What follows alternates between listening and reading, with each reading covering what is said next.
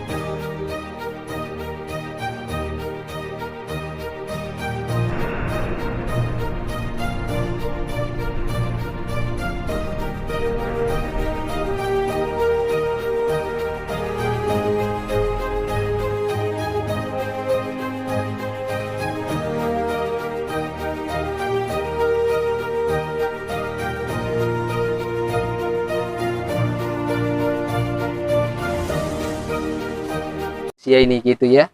Kalau sukses, ini dariku gitu kan. Tapi kalau gagal ini gara-gara Allah gitu. Manusia ini. Ya Allah ya Rabbi. Oh, kasih permisalan yang indah ya. Matsalul ladzina yunfiquna amwal. Coba baca terjemah. Menumbuhkan 7 tangkai. Pada setiap tangkai ada 100 biji. Kita beramal minimal Allah akan lipat gandakan 3. Dari 3 itu Allah akan naikkan lagi 10. Dari 10 itu Allah akan naikkan lagi menjadi 100. Dari 100 Allah akan naikkan menjadi 700. Menurut ayat ini ya, 700. Itu sesuai dengan keikhlasan kita. Coba siapa yang bisa mendefinisikan tentang ikhlas?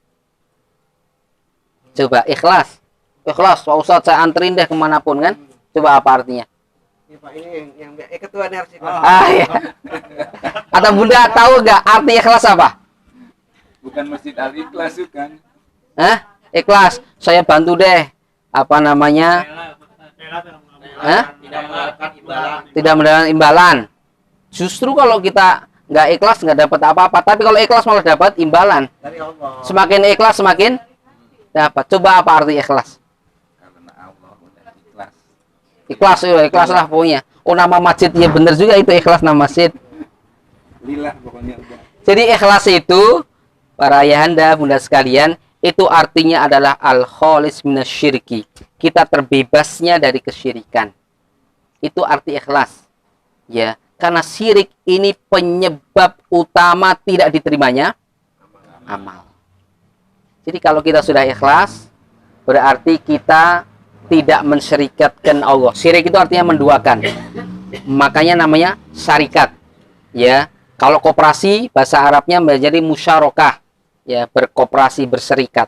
Nggak boleh Allah diduakan. Jadi kalau kita sudah ikhlas, itu betul untuk Allah. Asyirku al-khalis minasyirki. Jadi betul-betul kita serahkan kepada Allah SWT. Biarlah Allah yang menjalankan, biarlah Allah yang menumbuhkan, biarlah Allah yang menghidupkan. Maka semakin ikhlas pasti semakin banyak. Inilah dasar ayatnya. Surat Al-Baqarah 261. Semakin ikhlas semakin dapat kita pahalanya. Ada yang 3, ya ada yang 10, ada yang 100 ayat ini, ada yang 700. Bahkan Allah mengatakan wallahu yudha'ifu liman yasha. Aku lipat gandakan loh. Ya. Kemudian Allah menutup firman-Nya wallahu wasi'un alim. Pemberianku itu unlimited. Begitu kira-kira bahasa Allah. Enggak terbatas. Tergantung kedalaman keikhlasan seseorang. Maka kata Nabi, orang yang sholat itu pun juga pahalanya beda-beda. Ya kan? Ada yang hanya dapat 25. Hadisnya juga sahih. Ada yang dapat 27 derajat. Ada yang nggak dapat apa-apa, tapi dia sholat. Ya. Maka Nabi katakan, sholli fa innaka lam tusolli. Sholat lagi kamu, karena kamu belum. Padahal dia sholat. Sholat lagi dia. Ya. Kemudian enggak selesai, assalamualaikum. Lihat Nabi, kamu belum sholat. Ya. Apa maksudnya? Nabi Shallallahu Alaihi Wasallam menginginkan sholatnya harus mi'raj. Makanya ada kisah Isra dan Mi'raj. Ya, Mi'raj itu naik. Ya, hubungan kita dengan Allah SWT sebagai hubungan yang vertikal. Ya, kalau sholat itu udah sendiri-sendiri, maka pahalanya berbeda-beda tergantung keikhlasan kita kepada Allah Subhanahu. Semakin ikhlas semakin banyak. Ya, begitu juga semakin kita keluarkan energi kita yang positif, maka akan banyak mendapatkan yang positif-positif. Semakin yang energi kita keluarkan negatif, maka dapatnya juga negatif-negatif. Maka pentingnya kita harus selalu husnudzon, berprasangka baik kepada siapapun, apalagi kepada Allah Subhanahu wa taala. Nah, saya kira sampai sini dulu deh ya. Kita sudah ngaji ya. Mudah-mudahan satu hadis, satu ayat ini bisa terpatri dalam jiwa kita dan kita bisa amalkan. Ini yang paling sulit itu apa? Mengamalkan. Paling sulit itu apa? Mengamalkan. Iya. Kalau ngomong sulit saya ini gampang lah gitu ya. Tapi kita memohon kepada Allah Subhanahu wa taala, mudah-mudahan Allah mampukan kita. Allah Subhanahu wa taala berikan kekuatan kepada kita semuanya agar kita tetap istiqomah. Bunda Ita tetap istiqomah seperti ini. Ya, istiqomah itu perintah Allah, fastaqim kama umirt. Istiqomahlah sebagaimana Allah dan Rasulnya perintahkan. Kalau setiap Jumat itu bisa berbagi 1000 ya makanan, 1200 makanan, mudah-mudahan bisa istiqomah itu ya, dan bisa dipertahankan. Memang mempertahankan itu berat daripada mengejarnya. Ya, mudah-mudahan itu harapan kita semuanya. Dan Allah Subhanahu wa taala kumpulkan kita bersama orang-orang yang dermawan nanti di akhirat. Karena ada pintu khusus orang-orang yang dermawan. Orang yang punya kecerdasan sosial itu Allah kasih pintu spesial ya di surga. Yaitu pintu khusus orang yang selalu berinfak, bersedekah ya. Yang kecerdasan sosial ini terus dikembangkan di dunia ini sehingga menelurkan biji-biji yang lain. Yang tadi ayat tadi. Demikian yang bisa saya. Assalamualaikum Ustaz. Assalamualaikum. Teman-teman juga kan tidak memberikan harta. Kira-kira ada dapat bagian nggak nih dari pahalanya, Ustaz? Ya, ini pertanyaan bagus sekali dari Abah Yunus. Terima kasih. Kira-kira kita ini relawan, dapat pahalanya enggak? Gitu ya. Kira-kira dapat pahalanya enggak? Oke, setelahnya. Rasul SAW bersabda, "Man dalla ala khairin falahu mithlu fa'ilihi la yanqusu bihi syai'an." Barang siapa yang menunjukkan kepada aneka macam kebaikan, maka dia akan mendapatkan pahala sebagaimana yang dilakukan oleh orang yang melakukan kebaikan itu tanpa mengurangi sedikit pun pahala orang yang melakukan kebaikan. Berarti kalau teman-teman sekalian, para bunda sekalian di sini membantu ya para muhsinin menyalurkan donasinya, pahalanya sama. Ya. Namun artinya sama itu tidak sama plek gitu ya. Kalau dia dapat misalnya nilai min 100 itu ya, kita mungkin dapat berapa? 80 gitu ya.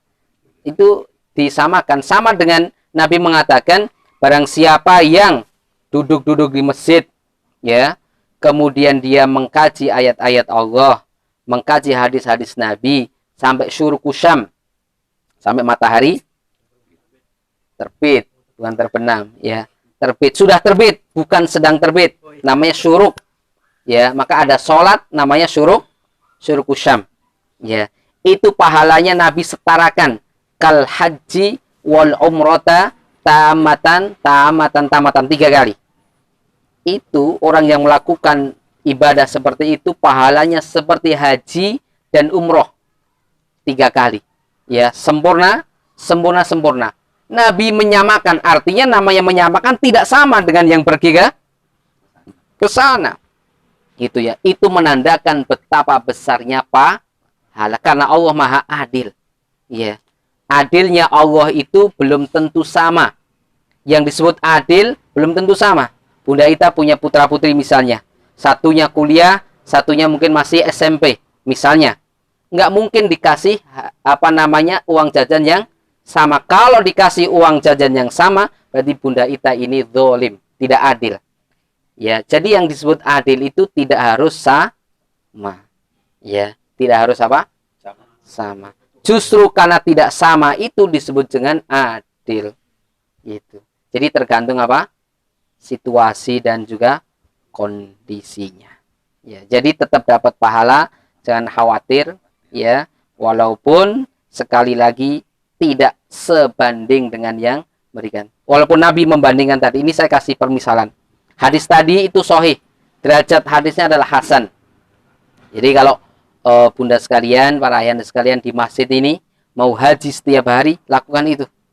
Ya, lakukan itu, tapi tidak ngobrol, tidak ngerumpi, ya, tapi menghafal Quran misalnya, membaca Al-Quran gitu ya, diskusi seperti ini, kajian-kajian, ya, itu pahalanya kal haji wal umrata tamatan, sempurna katanya 3 kali itu, ya, 3 kali, dan itu berat.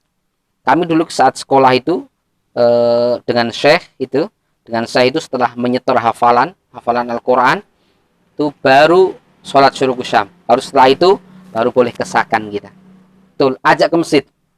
Karena masjid ini adalah satu psikologi miniatur ya yang bagus untuk menjadikan hati menjadi lunak. Ya. Apa kata Allah dalam surat Al-Qasas 28 itu? Ala bidzikrillahi tatmainnul qulub. Agar kita banyak mengingat Allah di antaranya itu di rumah Allah. Ya, yaitu masjid. Orang-orang yang sedih, yang gelisah, ya, yang gagal bisnis itu perginya kemana? Yang benar nih, perginya ke masjid. Maka jadi cecak masjid itu ya. 2 kekuatan imperium besar Mekah Madinah dimulai dari masjid. Saya tanya sekarang, bapak-bapak, ibu-ibu yang dulu menikahnya di masjid, siapa angkat tangan? Menikahnya di masjid? Musola masjid. Itu ada saksinya. Ya udah nikah masjid. Ya. Mengawali hidup dari masjid dan mengakhiri hidup dari masjid. Tapi jangan pernah mau orang nggak pernah pergi ke masjid, wasiat terakhirnya apa? Ke masjid. Sholati aku di masjid itu. Tapi nggak pernah ke masjid ya. Jadi yang benar itu sering ke masjid gitu ya, dan sholati juga di masjid. Mengawat ada yang dianjurkan puasa sunat bulan Rajab dan ada juga yang nggak dianjurkan. Yang lebih baik yang mana Pak Ustadz? Terima kasih atas jawabannya Pak Ustadz. Nggak baca basmalah baik awal, tengah atau akhir. Ya. Kemudian Allah berfirman, a'udzubillahi minasyaitonirrajim, inna iddatasyuhuri 'indallah 12 syahran fi kitabillah yauma khalaqas samawati wal ard minha arba'atun hurum. Ya, ayat ini panjang, saya putus. Sesungguhnya bilangan dalam 1 tahun dalam kalender itu baik Masehi atau Hijriah ada 12 bulan. 12 syahran, 12 bulan. Kemudian Allah mengatakan minha arba'atun hurum. Dari 12 bulan itu ada 4 bulan haram. 4 bulan haram itu diantaranya adalah bulan Rajab yang Bapak tanyakan. Sekarang ini bulan Rajab. 3 itu berturut-turut apa saja? Yang bulan haram. Apa ayo? Dapat hadiah nih. Nih kuenya. Ayo coba Bunda. Rajab, Saban, Ramadan. Rajab, Saban. Nah itu. Ya, ayo bulan haram, 4 bulan haram saya sudah sebutkan 1. Rajab turut 3 bulan. Baru setelah itu kata Nabi Mudhor agak jauh itu Rajab ini. Ya.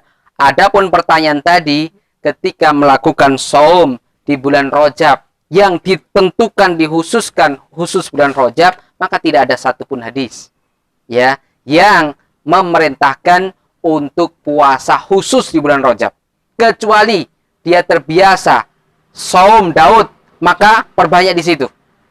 Kecuali dia sering saum Senin Kemis, Ya, kecuali dia sering saum ayamul bid, itu maka lakukan itu sebanyak-banyaknya di bulan Rajab ini. Pahalanya dilipat gandakan. Karena masuk bulan haram. Ya, masuk bulan haram. Berarti kita sedang ngaji seperti ini karena kita di bulan haram, pahalanya dilipat gandakan. Ya, diperbanyak oleh Allah SWT. Tetapi barang siapa melakukan dosa dan maksiat, maka dosanya juga 4 bulan haram ini dilarang untuk perang, karena perang itu adalah bencana dan merupakan dosa. Ya, kalau melakukan perang di 4 bulan haram ini, maka dalam peperangan itu juga ada batas-batasnya, ada jedanya, khususnya 4 bulan haram ini. Barang siapa yang melanggarnya, maka dosa besar. Ya, jadi itu jawabannya.